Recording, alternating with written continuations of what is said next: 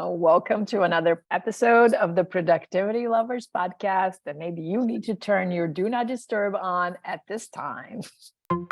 What's up, everybody? Welcome to the Productivity Lovers podcast, the podcast about how to become more productive in your work and home environment. The Productivity Lovers podcast is brought to you by Cris, a certified professional organizer, and Deb, a digital productivity coach. Buckle up and enjoy the show.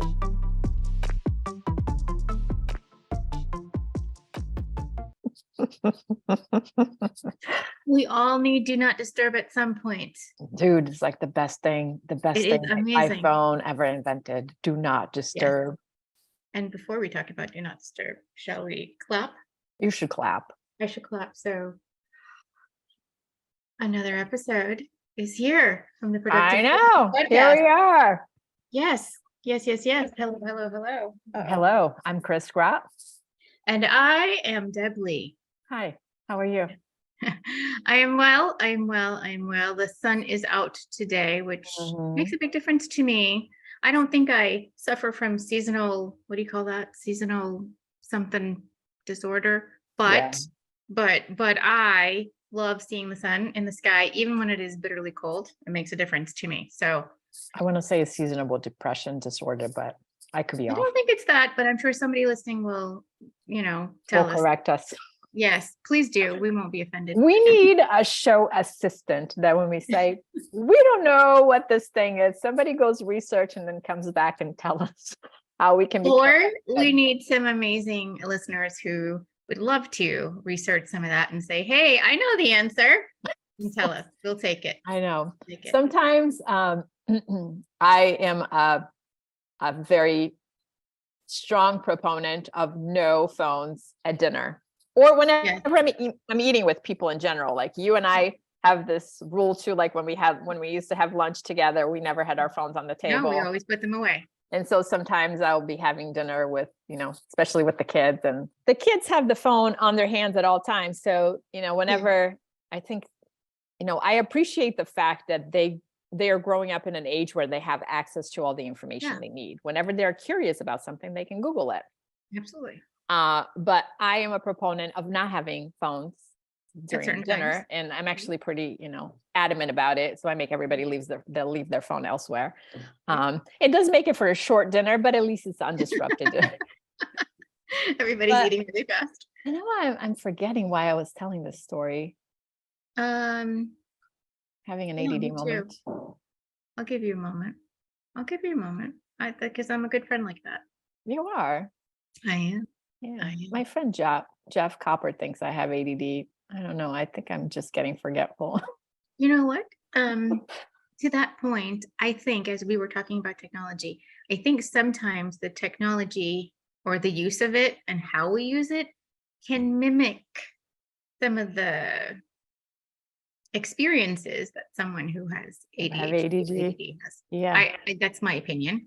Obviously, I'm not a scientist or a doctor or a therapist or any of those things. However, I do think the task switching, the back and forth, the instant sort of gratification, the part of the ability to attend for only a short amount of time and then moving on to the next thing. And I think the technology can sometimes it comes back to you and sometimes it's gone. But sometimes that happens too. Those are called senior moments. I just turned 50. I must be having a senior moment. Yay! You know what? Here's like a completely forget that story. I have a better story. Okay, go with the new story. I just received my membership at AARP. You did not. You did too. Yeah. Oh, congratulations. Rob, I know. Rob, I literally received it the day after my birthday. I was like, dude, you should give it a minute. But AARP knows how to stalk people over the age of exact 50. And I was like, you know what? I would like to take full advantage of all of the discounts available to a person over the age of 50. Oh my God. So here I am. I'm embracing it. You know what? If you don't embrace it, what will you do? I know. You got to embrace it. You have to. It comes with some perks and you take it. Oh, I see someone back there. Yes, she's grown up. Say hi. Hi, Willow. Hey, Miss Willow. She has this very fun. Is that a pineapple? pineapple toy that is squeak. So we're taking it away. Go lay down. Okay. She's gotten really big, Cris. All right. Well, how are you doing? I'm doing all right. As I said before, the sun is out, so I'll take it. I'll take it. Yeah, and I have a. It's funny that I'm going to tell you this because of what we're going to talk about today, but I have a self-care thing this week. You do? I do. It's not anything like groundbreaking or anything like that, but I'm getting a facial this week. Good for you. When was the last time you got one? Okay, so I do make an attempt to get one on a regular. Okay, because as you mentioned earlier, that whole AARP membership comes with perks, but it also comes with a few things I'm not liking on my face. Yeah. So lately I've been seeing a person who does some wonderful things to my face, and she's going to work her magic again and make me feel like I'm 20 again this week. You do look like you're 20. Yeah, I'll feel like I'm 20. I don't know that I look like I'm 20, but that's okay. I don't have to look that way. I'll take the experiences and the learnings thus far, because when I was 20, I mean, I was smart, but I feel like I'm way smarter now. So I prefer this body, this face with the learning that came with it. You know what I think what I was going with my kids with Google things is that they are so much smarter than we are because they have access to all of that information, right? When they haven't been on the planet as long as we've been, and we have stuff. When we were kids, we only had our brains. They have the whole internet available to them. Not fair. Well, we also had Encyclopedia Britannica. No, I grew up in a foreign country. Oh, right. It did not have Encyclopedia Britannica. Yeah, we had like the traveling Britannica man would come to the house every so often, or the apartment, I guess I should say. He would, every couple of years or so, he'd come with a whole new set of Britannicas. And now to your point, now the kids have that, on their phones, not even on a laptop. They don't need that on a laptop. They have it on their phones. No, they just go. All right, we have really digressed today. A little bit, but thanks for hanging in there. We do have a good conversation that we have planned today. So. This is what happens when we forego our monthly lunches. This is what happens. It is true. You get to experience it live in the podcast. So this morning, I was coaching someone in their business growth, and when she was describing her ideal client, I summarized it for her as mom neglect. And I thought, I was like, oh, that is like such a catchy phrase, right? Yes. And so I Googled mom neglect, and an interesting article from the New York Times came up. And when you and I jumped on the call, I was like, what are your thoughts on mom neglect? Yeah. And you were like, oh, I have a lot of thoughts on the subject. I was like, I do. And I was like, how does that relate to productivity? It does. It does. So you tell us, first, thoughts on how it relates to productivity, or you thoughts on mom neglect? Which one? Okay. Well, I'm going to say the name of the article. Yes. It's called Neglecting Yourself Doesn't Make You a Better Mother. I would probably replace mother with parent in some cases. I would agree with that. Right. And then the subheading really hit me hard. The subheading is showering and eating regularly can be a form of self-care. And that blew me away. Right. That's a basic human right, people. Like eating and showering. So this is probably a first world expectation that one would eat on the regular and clean up at least the important parts, the important bits, also on the regular. And so I see it almost as sort of this, it's a basic need, as you said. It's just one of those things, or two things that one should expect to have as part of their life. And I don't see it as self-care. I see it as you got to do those things to just survive in the world. So that's one thing. And then the second thing, I do think it is connected to productivity, because oftentimes when you are neglecting yourself, you go down a road of decreased performance, in my estimation. And based on the work I've done with clients, what I see is you're overdoing so much, either for work or the people in your personal home tribe, and you put yourself at the bottom of the list, and you go down this burnout road. You go down the sometimes I don't feel cared for myself road. I'm always doing and doing, and I'm always busy, but I'm not really feeling sort of that in return, where someone is also doing the same for me.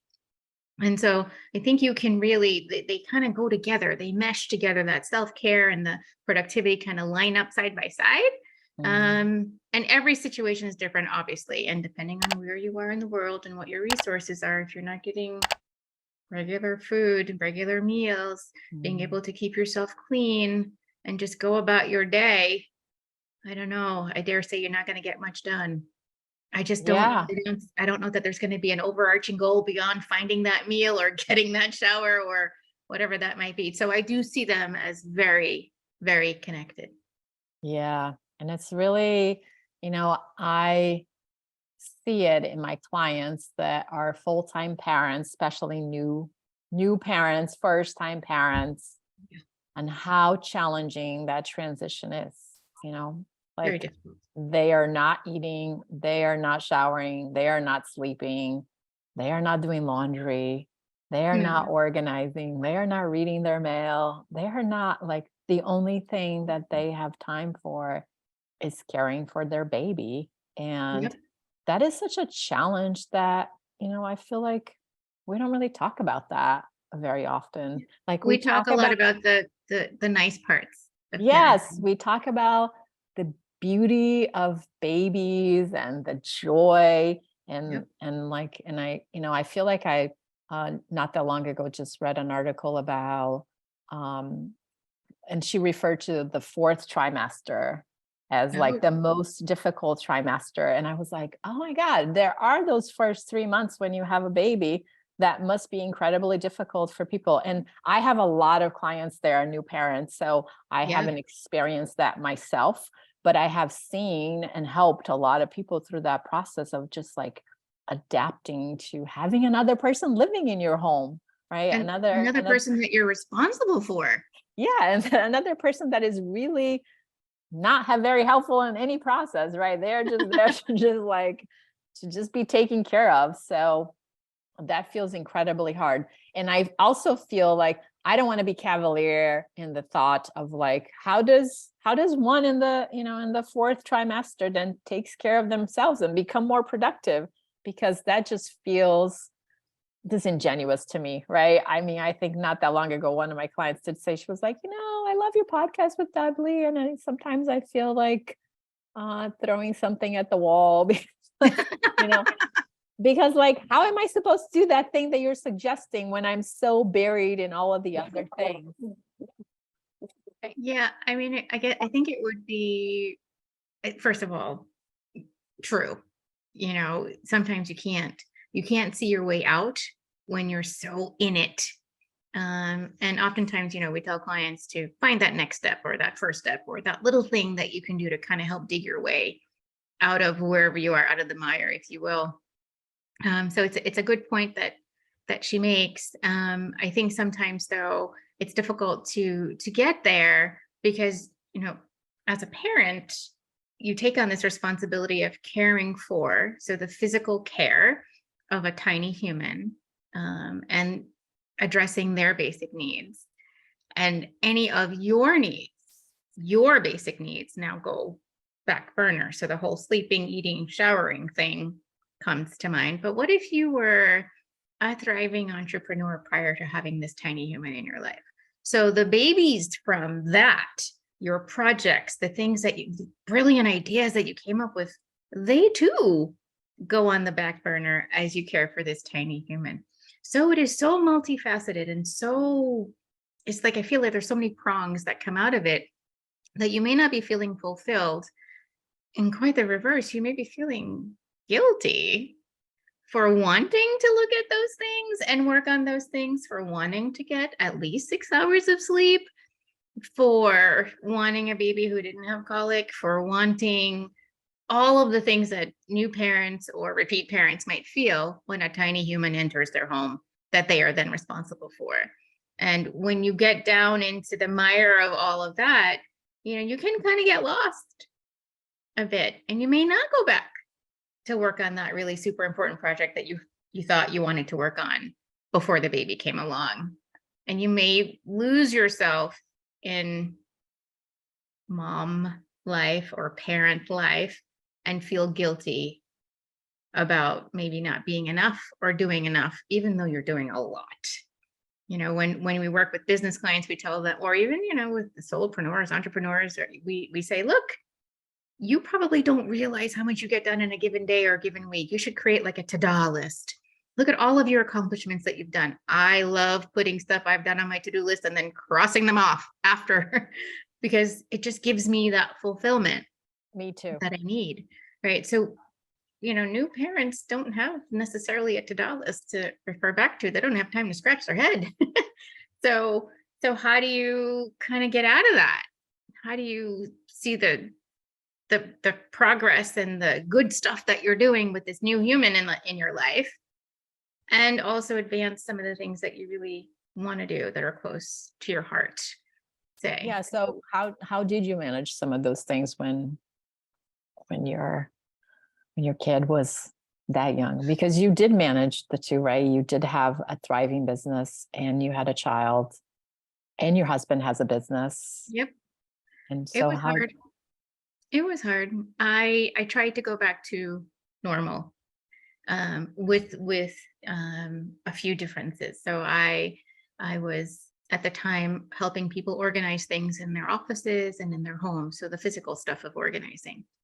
And so I would bring my breast pump with me, and I would take a 15 to 30-minute break, which I would normally just grab a bite. Like, I'd probably just grab a granola bar or something and eat while I was working. But then I would say to the client, listen, this is a new situation for me. So I'm going to take about 15, 20 minutes. I'm going to be in the bathroom. Just give me a few moments. And I tried doing that, and I failed miserably at that. It was extremely difficult, and I felt failing my kiddo and failing my client. I had a lot of strong feelings about it. I couldn't help this client get to where they needed to be without having to deal with some of my personal stuff. And I wanted to separate the two.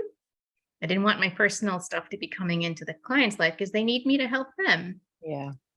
So that was difficult. And sometimes I was in homes or offices that were extremely cluttered or extremely unclean. Mm-hmm. And so, taking the breast pump with you and dealing with that there was also tricky. Challenging. Yeah. It was very challenging. And so I came to the decision that I could no longer do that. I had to stop the physical organizing of things. I could not go into someone's home or office anymore because it was taking me away from my child. And I didn't feel like I could give the client 100%. And I wanted to do both. So I had to reinvent things. And think of how else could I help a client and still attend to my child and feel like I'm not leaving her and doing all the things I needed to do. I would be in the car for an hour each way, at least, to go see a client. So that's 2 hours away from the kiddo. And then taking the half hour to try to get the milk going. It was crazy. So productivity, hello. And change, productivity and change, they came hand in hand. Yep. I mean, well, quite honestly, when I was helping people to organize their physical things, they always asked me about time and how to manage their time and how to manage their energy and how to get all the things done and how could they carve out time to organize their home, all of that. So it wasn't a big stretch. It was just, but it was a big change for me. So I had to make a big decision. I had to stop one thing and start something different. Yeah. And in the article, they do talk about how dads normally, and I don't want to generalize it, right? Because there are plenty of single dads out there that have, like, we're strictly talking about 2-parent households, but like they were talking about how the parents like the dads don't even think about whether they're going to take a shower every day and get, They just do it. They just do it. Like it's an expectation they have. So they just go about their day that way. That's right. But moms have to put a lot more thought in their self-care. So, yeah. And That was I my mean, I hate the word pivot. I just feel like it's so overused. We use it all the time. During the pandemic, right? It's just Yep. like, throw up.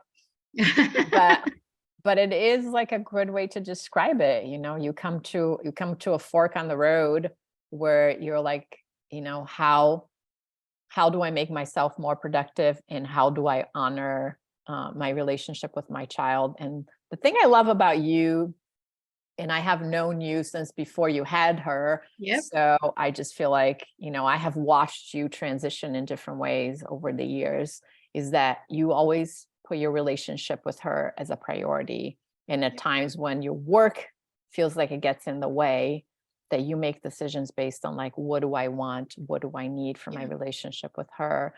And I feel like what the article was saying is that, that it's difficult for parents at times to make those decisions of like, where is the balance between like basic, I eat and I take a shower, and then I prioritize my relationship with my children. And there are other things in our lives that are going to be neglected because of those choices. That just seems like that's the mom, mom neglect and mom guilt are just a real thing. They're very connected. I think if you can see for a short-term project, you can see yourself working long hours. This is just, it's like a project for a month.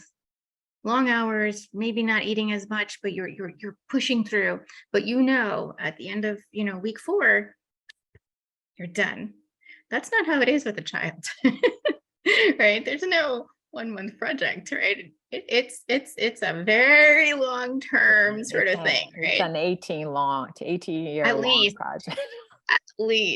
At least. And so it's hard to tease apart that whole, okay, well, this is just for a short time. I mean, a short time with a colicky baby, maybe, because you figure the colic will end at some point soon, right? It won't last very long. But children don't come with a handbook. And they also have other things that go on, and you are responsible, but you're also responsible for yourself.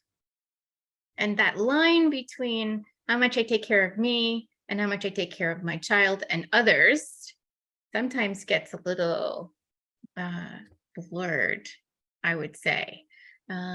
Where do you draw the line in the sand and say, it really is all right for me to have 10 minutes of time by myself, on my own, without anybody else. And I'm just going to walk up to my partner and just hand over this tiny human and say, I need 10 minutes. And no questions asked, no explanations required. And you get your 10 minutes. And do you deserve more than 10 minutes? Absolutely. But is 10 minutes all you can carve out? Okay. All right. Let's go with that. So it helps to have a tribe, a group of people who are understanding, supportive, and are there in it with you. And so for those who don't have that tribe or the partnership or the ideal partnership in which, there is support coming, it can be very tricky. It can be extremely tricky. Very tricky. I don't know. I think I'm thinking back to the times when, I had an infant, and how frustrated and incompetent I sometimes felt. Like, how can I not? First of all, I'm a former teacher. I know about kids. I can deal with kids. Yeah. Okay. When it's your own, it's a little different. So I felt a little incompetent there. I was a new parent, had no clue what to do with all kinds of things that came up. And I was, still working and trying to find my way. It's hard to do all 3 things and produce the way you used to before the child came into view. Not blaming children, guys. I'm not trying to say that. What I'm saying is life was one way before, and then it becomes different. Not bad, not good, different, and you need to adjust. And that's hard. Very hard. Well said. Yeah, very I hard. just love that one of the quotes from the article is that mothers exist to serve others. And that's Oh, I don't know. I have such I don't feelings I don't about know that. that I mean, like, I have a difficulty with it too. Yeah, I mean, like, even when I think about my own mom that raised 4 kids and ran a small yeah, business and like ran a household and, I mean, she did spend a lot of her time taking care of us and like running us yeah, around and like, you know, yeah, serving the kids and the dad and at times to her own detriment. So it's a real thing. And I think, I feel like um I feel like at times we have to give permission to people to just not be productive. I feel like sometimes we have to give people permission, the time to just be a parent or be a mom or just or to just be. acknowledge that, like, Yeah, I think in one of our previous podcasts where we talked about the 3 people we wish we yes. had in our lives that would I was help us just be thinking more that. productive, like we talked about laundry services, right? So I Yes, think sometimes, like, and what I love about you is that when you feel like, okay, and I think I love that about myself too, like I'm pretty good at hiring people. yeah, you Whenever are.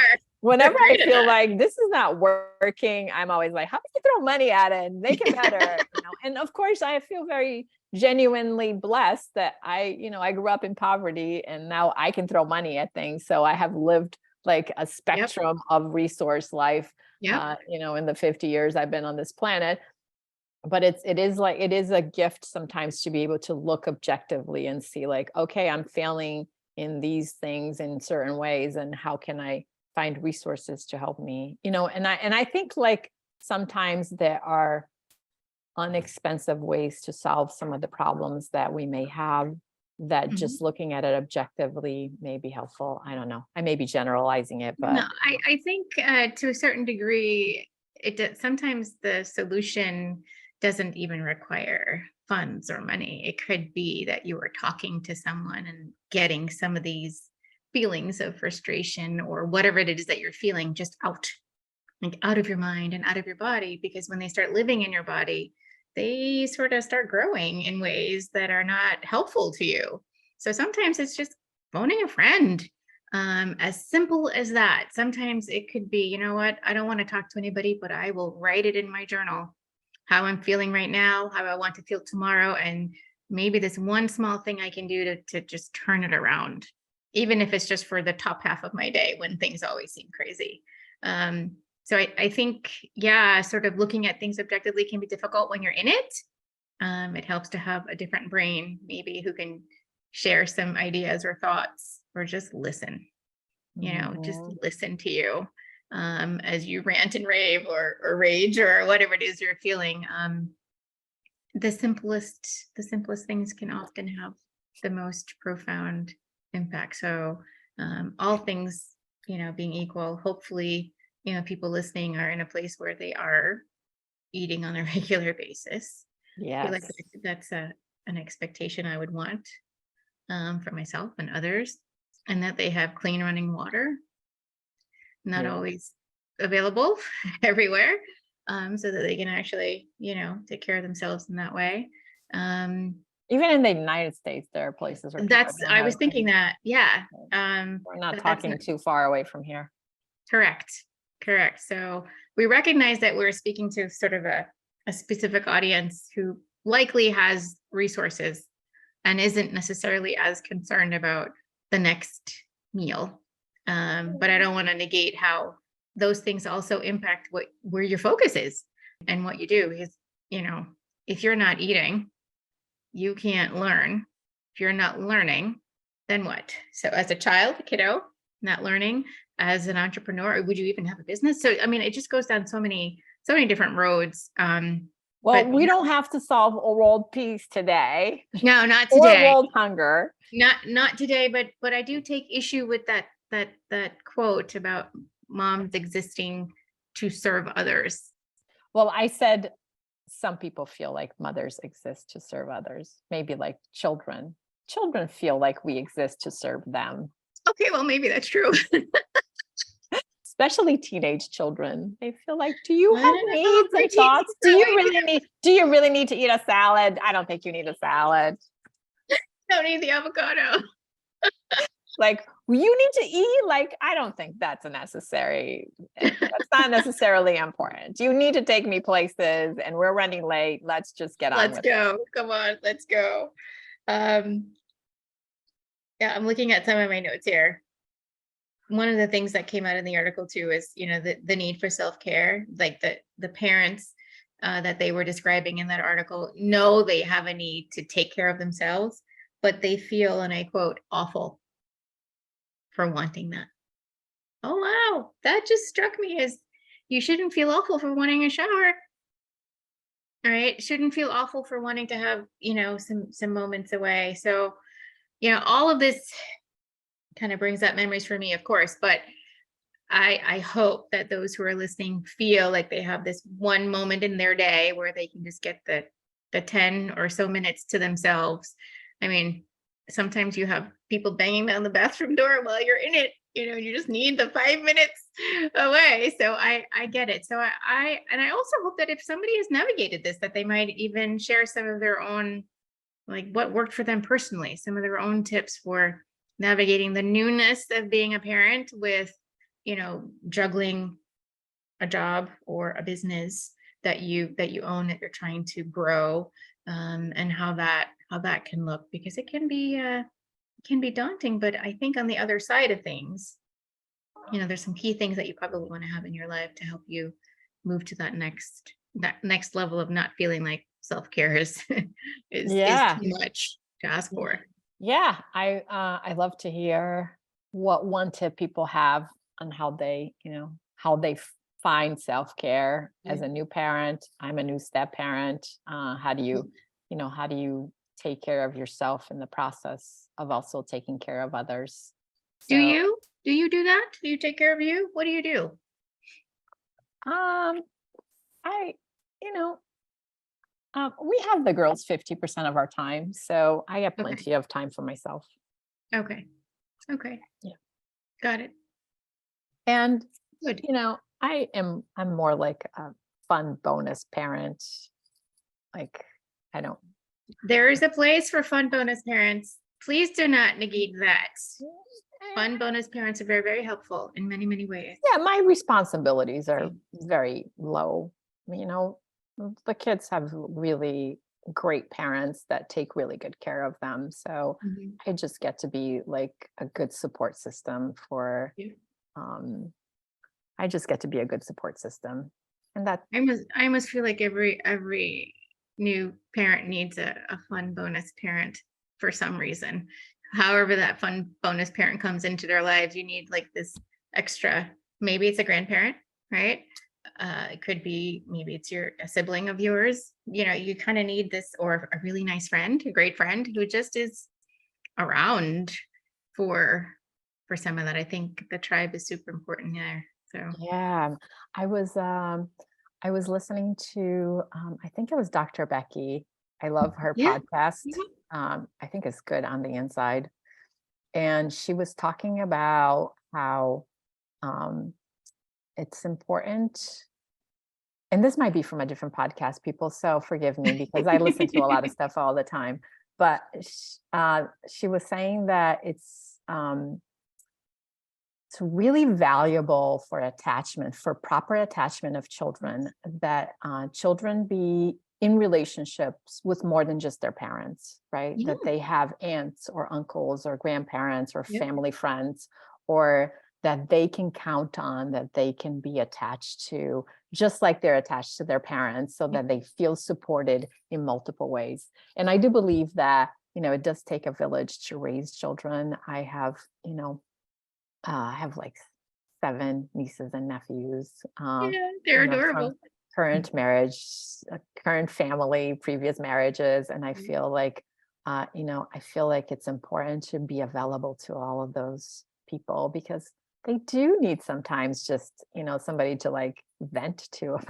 Somebody different than their parent. Funny things. Yeah. My niece called me the other day and she was like, she went on this really fun rant about like Girl Scouts and, Yep. Girl Scout cookies. And what happened was some other Girl Scout went by her house and dropped off a flyer about Girl Scout cookies. And that made her really mad. And so, it was like fun to have that conversation with her and to listen to her. And then to just say like, hey, how do you solve that? Like, what are you going to do about Yeah. it? I was like, you need to make a video. And she did. She made this fun She- video. I think we should put that in the show notes. I'm not sure that Girl Scout cookies are available forever, but she had this like Yeah. fun video that she made, talked Oh, about nice. her, how they're going to spend their money. And I was like, you know what? That was like really fun for me to be available to her and, and to just be part of that process. So I think that, I think as we wrap up this call about mom neglect, I think like what I hear you say is to give ourselves permission to just Yes. take the shower and eat the food, right? Take the shower, eat the food. It's okay. Yeah.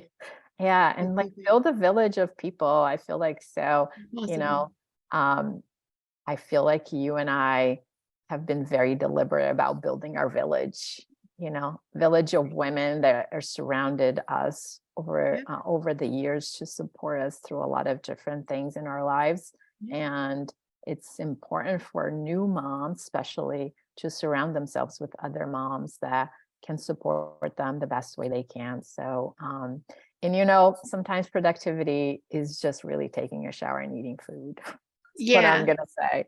Yeah. I don't disagree with that. I guess some days that's what you've got the energy for. And it's good resources that, you're putting those resources to that. So yeah, I would agree with you on that. It's not easy. It's not easy. Not So easy. Yeah. applaud all of you out there who are managing it, dealing with it, handling it, sometimes feeling frustrated, maybe a little bit guilty. I absolve you of all guilt. Well, I want to say you're all doing a really good job. So Yes. keep up the good work. Indeed. Yeah, indeed. All right, everybody. I hope you enjoy and learn something about yourself today during this. Just sometimes it feels a little off topic, but on topic about. It's connected. It is connected. We appreciate your support and your love. And if you want to, give us a shout out on social media, let us know what is the one thing that you do to do self-care. That would be really cool to know. Yes, indeed. Thanks, everybody. Bye. Bye. Thanks for listening to this episode of the Productivity Lovers podcast. We hope you enjoyed it. Please be sure to subscribe so that you get notified when we upload a new productivity podcast. For more tips and notes from the show, check us out at productivitylovers.com. Talk to you soon.